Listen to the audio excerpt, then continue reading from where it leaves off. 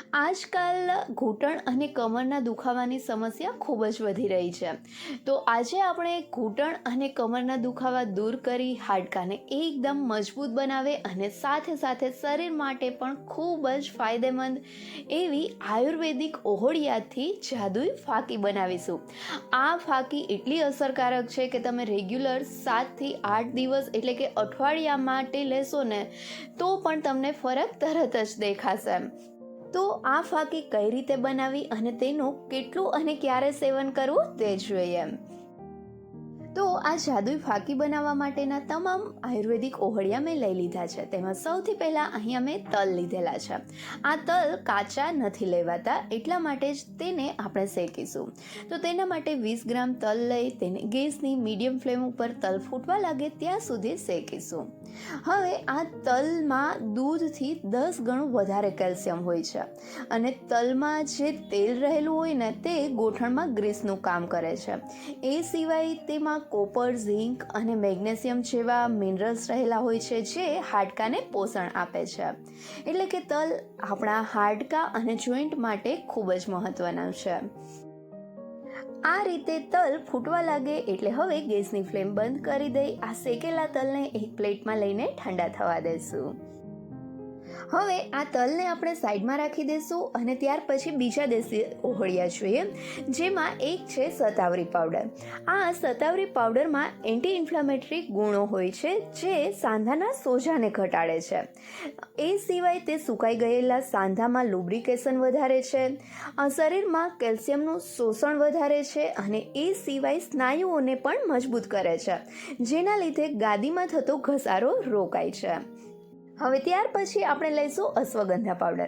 અશ્વગંધા મગજ માટે ખૂબ જ ફાયદેમંદ છે, એ તો તમને ખબર જ હશે. પણ અશ્વગંધા આપણી માંસપેશીઓને એકદમ મજબૂત બનાવે છે, જેના લીધે ઘૂંટણની આસપાસની માંસપેશીઓ મજબૂત બને છે અને તેના લીધે ઘૂંટણ પર દબાણ નથી આવતું, એટલે જ ઘૂંટણનો દુખાવો પણ નથી થતો. પછી લાસ્ટમાં આપણે લઈશું મુલેઠી પાવડર. આ મુલેઠી પાવડર નેચરલ સ્ટીરોઇડની જેમ કામ કરે છે. આ મુલેઠી નેચરલ વસ્તુ છે એટલે તેની કોઈ પણ સાઈડ ઇફેક્ટ નથી હોતી. મુલેઠી ઠંડક આપવાનું કામ કરે છે અને તે શરીરમાં બનતા એસિડને રોકે છે. શરીરમાં જ્યારે એસિડ વધે ને ત્યારે હાડકાં ખવાય છે. આવા સમયે મુલેઠી પાવડર એસિડને નથી બનવા દેતું, એટલે આપણા હાડકાં મજબૂત બને છે. હવે આપણા તલ સરસથી ઠંડા થઈ ગયા છે, તો આપણે જાદુઈ ફાકી બનાવવાની શરૂઆત કરીએ. તો તેના માટે મિક્સી જારમાં શેકેલા તલ લઈ લેશું. અહીંયા આપણે 20 ગ્રામ તલ લીધેલા હતા. તો મિક્સી જારને ચાલુ બંધ કરતા છે તેનો પાવડર તૈયાર કરીશું, જેથી તેલમાં રહેલું તેલ છૂટું ના પડે. આ રીતે તેલનો ભૂકો થઈ જાય ત્યાર પછી આપણે ફાકીની પ્રોસેસ આગળ વધારીશું. તો તેના માટે મિક્સી જારમાં 20 ગ્રામ શતાવરી પાવડર, 20 ગ્રામ અશ્વગંધા પાવડર અને 10 ગ્રામ મુલેઠી પાવડર ઉમેરીશું. અહીંયા તમને માપ ફરીથી કહી દઉં તો 20 ગ્રામ તલ, 20 ગ્રામ અશ્વગંધા પાવડર, 20 ગ્રામ શતાવરી પાવડર અને 10 ગ્રામ મુલેઠી પાવડર લેવાનો છે. અને હવે આ બધી જ વસ્તુને ફરીથી મિક્સી જારમાં મિક્સરને ચાલુ બંધ કરીને પાવડર કરી લેશું. આ રીતે મિક્સી જારમાં બધા જ પાવડરને ગ્રાઇન્ડ કરવાથી બધા પાવડર એકબીજા સાથે સરસથી મિક્સ થઈ જાય છે અને આ રીતે આપણને આપણી એકદમ જાદુઈ ફાકી તૈયાર મળી ગઈ છે. તો અહીંયા આપણી આ ઘૂંટણ અને કમરના દુખાવા દૂર કરે તેવી જાદુઈ ફાકી તૈયાર થઈ ગઈ છે.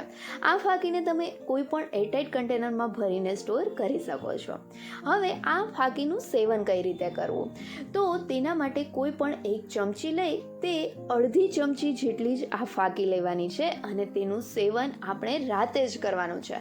કેમ કે રાતે જ્યારે આપણે ઊંઘીએ ને ત્યારે આપણું બોડી એકદમ રિલેક્સિંગ અવસ્થામાં હોય છે અને શરીરમાં બધું જ તેની રીતે રિપેર થતું હોય છે. એટલે રાતે આપણે આ ફાકી લઈને સૂવાનું છે. તો રાતે સૂવાની અડધી કલાક પહેલાં અડધી ચમચી આ ફાકીની થોડા ગરમ દૂધ અથવા તો પાણી સાથે લઈ શકો છો. અને જો તમને ડાયાબિટીસ ના હોય ને તો થોડી ગળાશ માટે દૂધમાં તમે સાકર પણ ઉમેરી શકો છો. અને જ્યારે તમે આ ફાકીનું સેવન કરવાની શરૂઆત કરો ને ત્યારે શરૂઆતમાં તો ખાસ અડધી ચમચી અથવા તો તેનાથી થોડી ઓછી એટલી જ ફાકી લેવી, કેમ કે ઘણી વખત આપણને ખબર નથી હોતી કે આ ફાકી આપણા શરીરને તાસીરને અનુકૂળ આવે કે નહીં. એટલે શરૂઆતમાં ફાકી થોડી ઓછી જ લેવી. જો રોજ રાતે અડધી ચમચી તમે આ ફાકીનું રેગ્યુલર સેવન કરશો ને તો અઠવાડિયામાં જ તમને તેનો ફરક દેખાશે. તો તમે પણ ઘરે એક વખત આ ફાકી જરૂરથી ટ્રાય કરજો અને મને કમેન્ટ કરીને કહેશો કે તમને આ રીત કેવી લાગી. જો ફાકી ગમી હોય તો તમે વિડીયોને લાઈક કરજો અને તમારા ફ્રેન્ડ સાથે શેર પણ કરજો.